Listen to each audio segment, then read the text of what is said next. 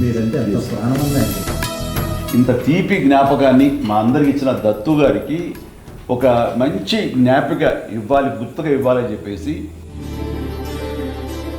రామారావు గారు కృష్ణుడి వేషంలో ఉండి పాంచజన్యాన్ని ఊరుతున్నది ఆయన బ్యానర్ వైజయంతి దాన్ని ఆయన చేతికి అందేవాళ్ళు ఎందుకు అనిపించింది, అది దేవుడు బొమ్మలు చెక్కినటువంటి మంచి బాగా ఇది ఉండే శంఖం అది.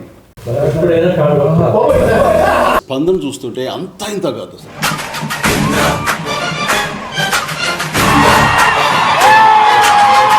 ఇదేదో ఫస్ట్ రిలీజ్ లాగా ఉంది. కరెక్ట్. అప్పుడు పెద్దవాళ్ళు చూశారు, వాళ్ళ పిల్లలు మా నాన్న ఇంద్ర చాలా బాగుంటుందని చెప్పారు, బట్ ఇంతకంటే బ్రహ్మాండంగా ఉంది ఇంద్ర. వీరశంకర్ రెడ్డి అనగానే ఒక ట్రాలీ చేసాం. వీరశంకర్ రెడ్డి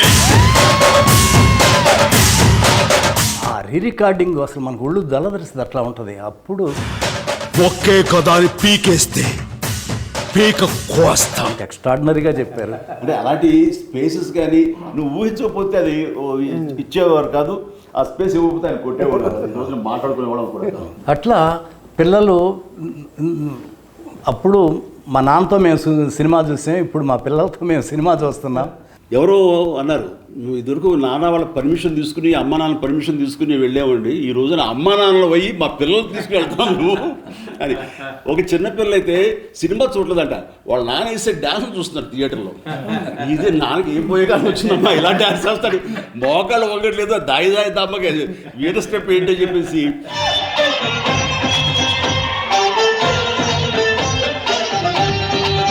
సినిమా అంతా ఒక ఎత్తు అయితే ఆ ఒక స్టెప్ ఒక ఎత్తు అనుకునేవాడిని. వర్షం పాట, వర్షం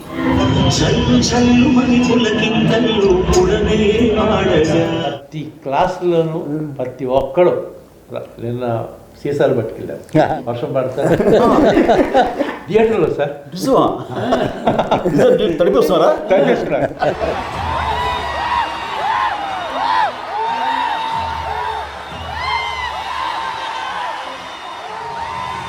ముఖ్యంగా ఆ జడతో నా మనసు కాల్చిన జడ లేదు అనే ఎక్స్ప్రెషన్ ఇస్తూ ఆ మూమెంట్ చేస్తూ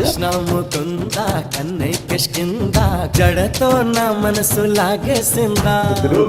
కాదు మరి జడ మల్లె పువ్వులు అంటే కుదరదా, సో మీరు రాసిన దానికి జస్టిఫికేషన్ ఇవ్వాలంటే నేను వాసుగా హీరో పాడేశాడు, జడ టచ్ చేద్దామంటే జడలేదు అక్కడ. ఫన్ తోటి మీరు తప్పుని సరిదిద్దారు. టెంపో అది నాకు మరీ అన్న బంబంబోలే సాంగ్లో నేను నిన్న ఎక్కడ ఇంటర్వ్యూలో చెప్తాను, నేను కూడా చిన్న డ్యాన్స్ మూమెంట్ డాన్స్ చేశాడా ఏంటంటే అన్న, మీరు టీ షర్టు ఈ మధ్యలో పెట్టుకొని ఇలా ఇలా పెట్టుకొని ఇలా ఇలా ఇలా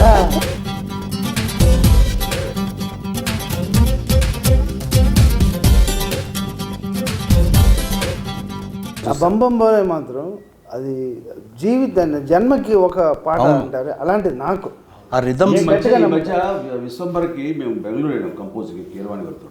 వెళ్ళిన తర్వాత ఒక భక్తి సాంగ్ ఏదో కావాల్సి వస్తే బంబంబోలి లాంటి సౌండింగ్, బంబంబోలి లాంటి ఒక వైబ్రెంట్ సౌండింగ్ తోటి కావాలని విశ్వంబర్ డైరెక్టర్ సిస్టర్ పట్టుబట్టి ఇస్తానయా నీకు అని కీరవాణి గారు చెప్తాను ఇచ్చారు.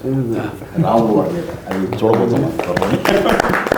మనకి సౌత్కి హిందీ మార్కెట్ గేట్ ఓపెన్ చేసిన సినిమా ఇంద్ర ద టైగర్ అనే పేరుతోటి. అది ఎక్స్ట్రా ఒక మనకి ఇన్కమ్ అయిపోయింది తెలుగు సినిమాలకి. దానికి నాంది పలికింది ఇంద్ర ద టైగర్. కథ, మాటలు, పాటలు, దర్శకత్వం, ఈ నాలుగింటికి 4 పాతిక మార్కులు ఇస్తామండి సినిమాకి. కానీ ఈ మీ దగ్గరికి వచ్చేసరికి ఇవి మేము సగం అయితే మాకు సగం అంతే అంతే. మీ గురించి ఒక మాట చెప్తా. మీరు ఖైదీ సినిమాలో వస్తుంటారు బ్రిడ్జి మీద, ఎక్కడికి వెళ్తూనే ఉంటాడు అంటే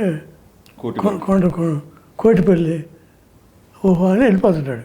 కానీ మీరు షిఫ్ట్ అవుతారు, ఏంటి కొండపల్లి అక్కడికి వెళ్తున్నాడు అంటే మనసు మార్చుకున్నాం. అలా మీరు ఇండస్ట్రీకి నటుడిగా వచ్చారు, కానీ మనసు మార్చుకుని మహానటుడు అయ్యారు.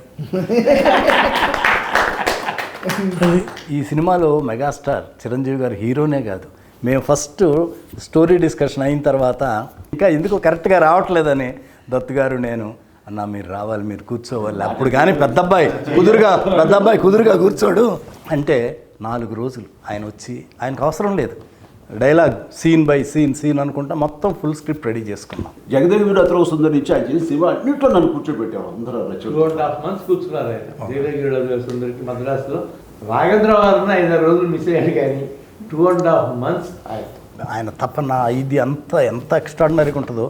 ఫైనల్ ఇప్పుడు లెంగ్త్ ప్రాబ్లం వచ్చింది, మేము ఫస్ట్ కాపీ చూసాం. 3 hours 20 minutes వచ్చింది. 25 minutes తగ్గించాలన్న ఇది 18 నిమిషాలు 20 నిమిషాలు లేపు అవుతారు. ఇప్పుడు మేమంతా అనుకున్నాం, మిమ్మల్ని ముందు కూర్చోబెట్టి మేము ఎవరో ఏం మాట్లాడకూడదు అని పర్ఫెక్ట్గా ఆ లెంగ్త్. ఇన్పుట్స్ అన్నది ఎవరు ఏమిస్తారో తెలియదు, ఎలాంటి సహకారం లభిస్తుందో తెలియదు. ఒక బ్రెయిన్కి 2 బ్రెయిన్లు గొప్పవి, 2కి 3 బ్రెయిన్లు ఎప్పుడు గొప్పవి. అది నమ్మినటువంటి మనిషి గొప్ప. వెల్కమ్ చేయాలి, అందరికి ఇన్పుట్స్ తీసుకోవాలి, అప్పుడే ఇలాంటి మంచి మంచి సినిమాలు వస్తాయి. ఫస్ట్ ఆఫ్ ఆల్ ఇది ఈగోలు అనేది ఉండకూడదు. ఆఖరి అల్టిమేట్గా సినిమా హిట్ అయితే ఎవరి పేరు వస్తుంది? ఇందిరా అంటే బి గోపాలే. డైరెక్టర్కి ఏంటండి సంగీత జ్ఞానం, సాహిత్య జ్ఞానం, లోకతో పాటు లోక జ్ఞానం కూడా ఉన్నారండి. Common sense. Common sense. First పెద్ద ఎపిసోడ్ లక్నోలో పెట్టుకున్నాం. షౌకత్ అలీ ఖాన్ కొడతా ఉండేది, కట్టేసి కొడతా ఉంటే అక్కడ ఒరిజినల్గా అక్కడ డైలాగ్ దెబ్బలు తిని కామ్గా వెళ్ళిపోతారు, డైలాగ్ లేదు అక్కడ. అప్పుడు చిరంజీవి గారు వచ్చి గోపాల్ ఇక్కడ దెబ్బలు తిని కామ్గా వెళ్ళిపోతున్నాను, ఏదన్నా డైలాగ్ ఉంటే బాగుంటుంది, ఒకసారి గోపాలకృష్ణతో మాట్లాడదామా అన్నారు. ఆయనేమో హైదరాబాద్లో ఉన్నారు. అప్పుడు చెప్పారు గోపాలకృష్ణ గారు, చిరంజీవి గారికి ఇది ఫోన్ ఇచ్చాను, తప్పు నా వైపు ఉంది కాబట్టి తలదించుకొని ఆ డైలాగు కాకపోతే ఆ సీను గొప్పగా ఉండదు. నాకేంటంటే ఏదైనా సరే ఇది రాఘవేంద్ర గారి నేను నేర్చుకున్నది. ఎలాగంటే రాఘవేంద్ర గారు ఏదో సినిమాలో మంచి దొంగ సినిమాలో మోహన్ బాబు అలా పైన చూస్తుంటే నేను కింద నుంచి వెళ్ళాలి. అయిన తర్వాత ఫ్రేమ్ పెడతంటే ఆయనకి ఎక్కట్లేదు, ఎందుకంటే నేను డౌన్లో ఉండి హీరో ఆపాడు, మోహన్ బాబు క్యారెక్టర్ పైన ఉంటుంది. ఆయనకి నచ్చలేదు. బాబాయ్ నువ్వు అలా 2-3 స్టెప్స్ ఎక్కి రివర్స్ తిరుగు, తను కిందకు దిగి వస్తాను. ఎందుకు అట్లా ఇల్లాజికల్గా ఉంటుంది కదంటే, బాబాయ్ నా హీరో ఎప్పుడు టాప్, హీరోది పై చేయిగా ఉండాలి, తగ్గడానికి వీలేదు. ఓ జనం అది ఎక్స్పెక్ట్ చేస్తారా, మాస్ అలా ఉంటుందని నేను అక్కడ ఒక లెసన్ నేర్చుకున్నాను. చిరంజీవి గారి ఎంత తపన పడిపోతారో మా టెక్నీషియన్స్ చూసుకోవటం కూడా అంత బ్రహ్మాండంగా చూసుకుంటాం. చిరంజీవి గారు, సొనాలి బింద్రే వీళ్ళందరూ పెళ్ళి విలన్ ఇంటికి వస్తారు తాంబూలాలు తీసుకొని. ఆ సీన్ ఏదో కరెక్ట్గా రావట్లా. ఈయనేమో వీళ్ళిద్దరు షిరిడి వెళ్ళాలంటే చిరంజీవి గారు చూడండి, గోపాలకృష్ణ గారు కొంచెం మీరు క్యాన్సిల్ చేసుకొని ఈ సీన్ బాగా చేసి వెళ్ళచ్చు కదంటే ఆగారు. ఆగి ఆ సీన్ ఎక్స్ట్రాడినరీగా రాశారు. దానికి చిరంజీవి గారు వెంటనే ఒక బ్రహ్మాండమైన సెల్ ఫోన్, అప్పట్లో కాస్ట్లీ సెల్ ఫోన్, అప్పట్లోనే నాకు తెలిసి 60,000 70,000 ఎంత ఎక్కువ చాలా అవుతుంది, అది తీసుకొచ్చి వెంటనే సాయంత్రానికి గిఫ్ట్ ఇచ్చారు. ఆ సీన్ యాక్ట్ చేశాడు. అసలు ఎట్లుంటుంది, డ్యాన్సులు ఎంత అద్భుతంగా చేస్తారో. ఆ కండవ వేసి కుర్చీ లాగి దగ్గర